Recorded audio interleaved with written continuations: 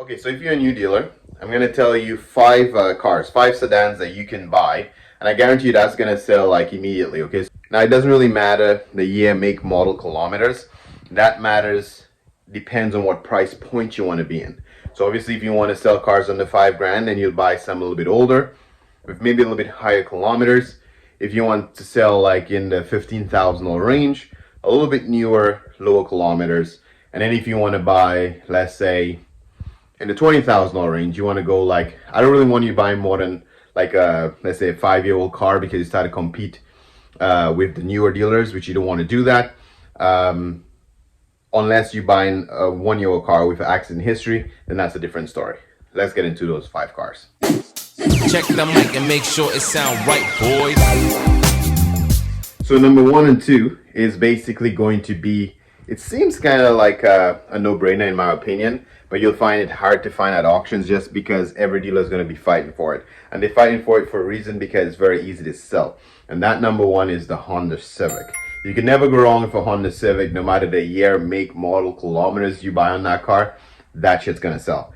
Now, the Honda Civic, there is a little stigma on it, like some buyers are concerned about insurance, because apparently insuring a Honda Civic is a little bit more, because I guess it's more likely to be stolen, I guess.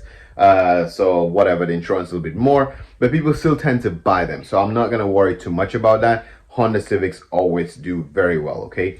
The number 2, which is the other Japanese version, is the Toyota Corolla.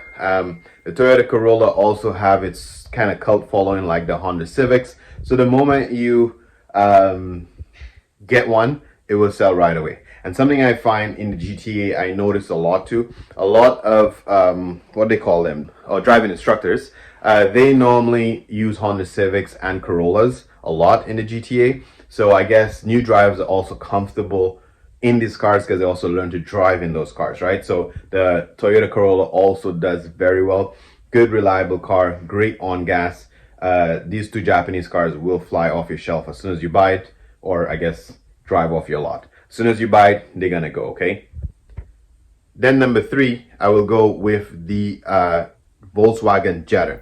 The Volkswagen Jetta, nice little German technology. Those cars also sell very well, even for a smaller engine vehicle, because they'll be in the smaller engine category. It drives very well. It has a little bit of instant gratification when you hit the gas. It's not very weak like, you know, those Nissan Sentras, okay? And that's why the Nissan Sentra is not going to make the list today. It's an affordable car, but it's very weak. It feels very cheap inside, so it's not going to make the list today. The Volkswagen feels more solid, more well built, and it drives better. So definitely getting a Volkswagen Jetta, no brainer. That shit will sell immediately. Number 4, we're going to go with the good old Hyundai Elantra.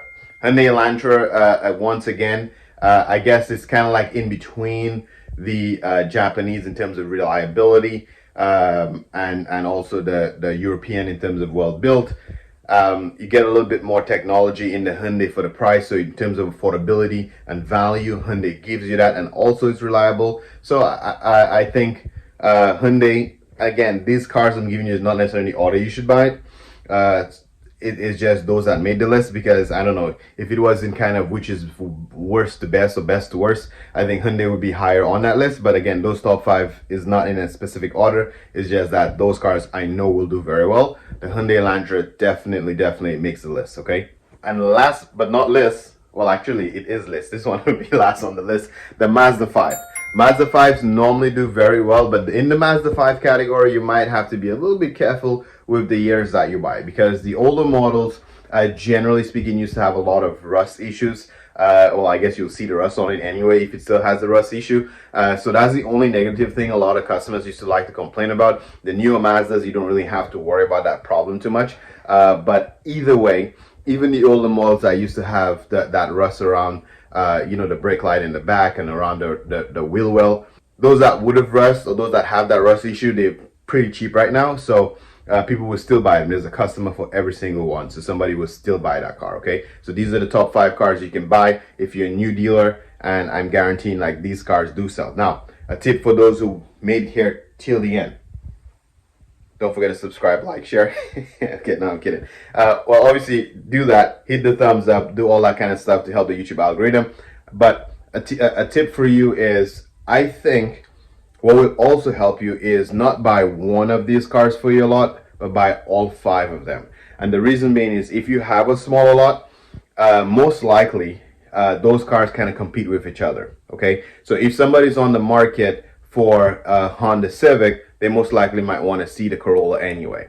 They maybe didn't think of a Hyundai Elantra, but you can show them anyway, right? The Jetta is in the similar size category and everything. They may just want to see it anyway. The Mazda 3 might be a little bit more affordable. So if you have a lot of the same type of cars on your lot, if you're a smaller dealer, you more than likely will sell to a customer when they come. It's easy to close them. If you have a car, a sedan, a pickup truck, in cars in all different categories, if the person come and see that one car and then they don't like it for whatever reason, then you lose the customer. So you work so hard to get that one lead and then you lose the customer. But if you have 4 or 5 of the similar category vehicles that you can show them and the person have a good vibe with you, the likeliness of you closing that customer is absolutely super high, okay?